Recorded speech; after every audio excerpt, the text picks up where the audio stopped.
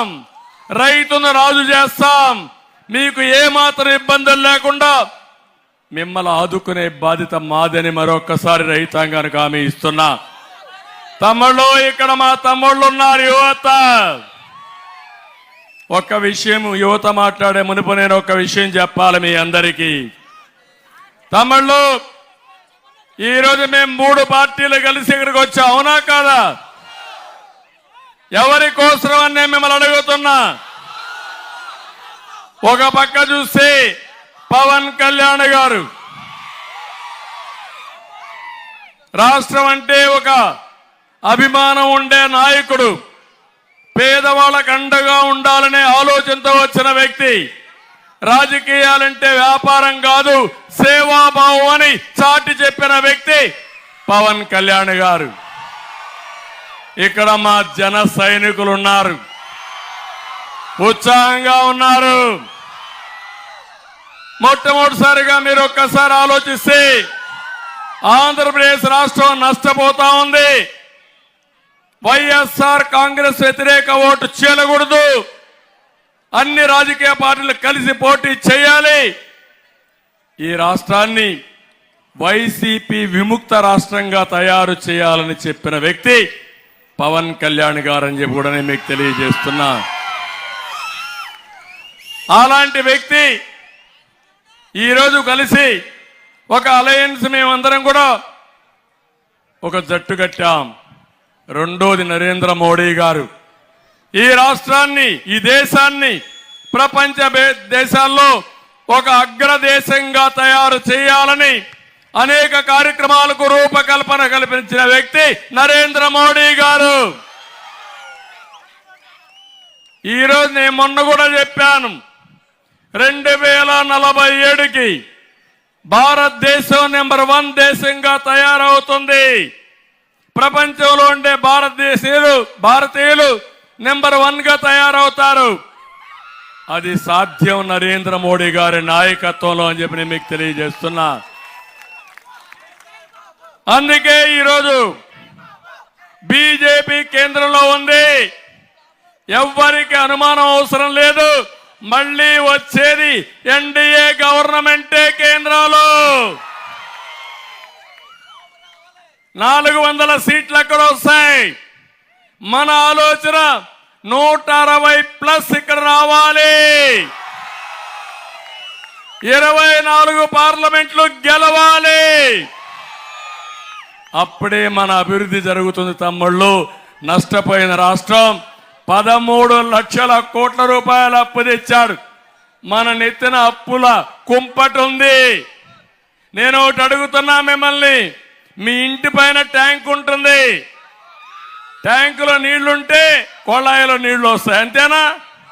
ట్యాంకులో నీళ్లు లేకపోతే కొళాయిలో నీళ్లు రావు, అంతే కదా? అదే పరిస్థితి మన రాష్ట్ర పరిస్థితి. నిన్నే ఖజానా ఖాళీ అయిపోయింది. ఈరోజు 5వ తారీఖు ఉద్యోగస్తులకు జీతాలు వచ్చాయా తమ్ముళ్ళు అని మిమ్మల్ని అడుగుతున్నా. ఉద్యోగాలు చేసినటువంటి పింఛన్ ఇచ్చే వాళ్ళకి పింఛన్లు వచ్చాయా అని మిమ్మల్ని అడుగుతున్నా. నిన్న కూడా వృద్ధులకు వికలాంగులకు పింఛన్లు ఇవ్వలేక డ్రామాలు ఆడి శవ రాజకీయాలు చేసిన నీచుడు ఈ జగన్మోహన్ రెడ్డి అని చెప్పి కూడా నేను మీకు తెలియజేస్తున్నా. ఎందుకు ఈ మాట వాడుతున్నానంటే, ఎప్పుడు కూడా ఈ పార్టీ డిఎన్ఏలో ఉంది శవ రాజకీయం.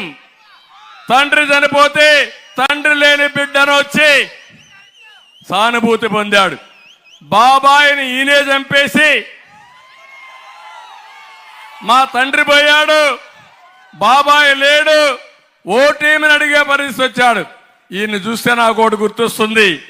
పాత రోజుల్లో నాగభూషణం అని ఒక సినిమాలో విలన్ ఉండేవాడు, జ్ఞాపకం తమ్ముళ్ళు. వీళ్లే చంపేసి, వీళ్లే దండేసి, వీళ్లే సానుభూతి కోసం ప్రయత్నం చేసి ఆ కేసు ఎదురు వాళ్ళ పైన పెట్టేసి ఆ రకం వీళ్ళు. అవునా కాదా మీరు? నేను అందుకే నిన్న మొన్న చెప్పాను, వైఎస్ఆర్ కాంగ్రెస్ పార్టీ ఫ్యాన్ ఇది అరిగిపోయింది, తిరిగే పరిస్థితులు లేదు. తిరగని ఫ్యాన్ మనకు కావాలన్నా అని మిమ్మల్ని అడుగుతున్నా. ఫ్యాన్ ని ముక్కలు ముక్కలు చేయాలి, డస్ట్బిన్ లో పారేయాలి. అదే సమయంలో జగన్మోహన్ రెడ్డి గొడ్డలు పెట్టుకొని సింబలుగా, ఎందుకంటే గొడ్డలి పోటు ఎదురు తిరిగితే గొడ్డలి వేటు. అదే కదా ఈ రాష్ట్రంలో. ఎవరైనా ఇబ్బందుల్లో లేనివాడు ఎవరైనా ఉన్నారా అని మిమ్మల్ని అడుగుతున్నా. నాలాంటి వాడి జోలికి 40 ఏళ్ళు ఎవడు రాలా. వచ్చాడు బచ్చా, చూపిస్తా, వదిలిపెట్టను. ఏంటో ఆయన ప్లేస్ చరిత్రలో చూపించే బాధ్యత నాది. ఇది పులివెందల కాదు, నర్సాపూర్. నర్సాపూర్ ఎక్స్ప్రెస్ స్పీడ్ పెంచాలి. రాష్ట్రం అంతా హుషారు కావాలి. పవన్ కళ్యాణ్ గారు, అదే మాదిరిగా తెలుగుదేశం పార్టీ, బీజేపీ 3 కూడా జట్టు కట్టిన తర్వాత ఇంకా తిరుగులేదు ఈ స్పీడ్కి. ఉందా తమ్ముళ్ళు అడుగుతున్నా. ఈ ముఖ్యమంత్రిని ఒకటి ఆలోచించండి. మా యువత ఉన్నారు ఇక్కడే. తమ్ముళ్ళు, హుషారైన యువత. ఉద్యోగాలు వచ్చాయా? జాబ్ క్యాలెండర్ పెట్టాడా? మెగా డిఎస్సి వచ్చిందా? ఎవరికైనా ఒక్కడికైనా ఉద్యోగాలు వచ్చాయా? మరి ఎవ్రీడే మాట్లాడతారు ఈ ముఖ్యమంత్రి. నేను అది చేశా, ఇది చేశా. అందుకే నేను చెప్తున్నా, మళ్ళా జాబు రావాలంటే ఎన్డీఏ రావాలి, పరిశ్రమ రావాలి. అది తెచ్చే శక్తి మాకు తప్ప ఈ జగన్మోహన్ రెడ్డికి లేదు. తమ్ముళ్ళు, 14-19లో పరిశ్రమలు వచ్చాయా లేదా? ఉద్యోగాలు వచ్చాయా లేదా? డిఎస్సి పెట్టామా లేదా? ఈరోజు అలాంటి రాష్ట్రంలో మిమ్మల్ని చూస్తా ఉంటే దేశంలోనే 24% అన్ఎంప్లాయ్మెంట్ ఉండే రాష్ట్రం మన రాష్ట్రం. ఇంకో పక్క, అందుకే నేను చెప్పాను, రేపు భవిష్యత్తులో 20 లక్షల మందికి ఉద్యోగాలు ఇప్పించే బాధ్యత మాది.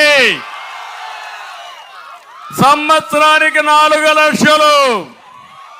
మా యువతకు ఒకటి హామీ ఇస్తున్నా, మమ్మల్ని నమ్మండి, మీ భవిష్యత్తుకు తిరుగుండదని మరొక్కసారి మీ అందరికి హామీ ఇస్తున్నా. మెగా డిఎస్సి పెడతాం, ఉద్యోగాలు ఇస్తాం, ఇంకో పక్క జాబ్ క్యాలెండర్ ఇస్తాం, సర్వీస్ కమిషన్ లో ఉద్యోగాలను నోటిఫై చేస్తాం. మళ్ళీ హామీ ఇస్తున్నా, ఈ ఉద్యోగం వచ్చే వరకు మీ అందరికి 3,000 రూపాయలు నెలకు నిరుద్యోగ భృతి ఇచ్చే బాధ్యత మాదని మీ అందరికి హామీ ఇస్తున్నా. ఏం తమ్ముళ్ళు, నేనున్నప్పుడు మీకు నిరుద్యోగ భృతి ఇచ్చామా లేదా అని అడుగుతున్నా. ఎప్పుడు కూడా నేను ఒకటి ఆలోచించా, యువత దేశానికి సంపద.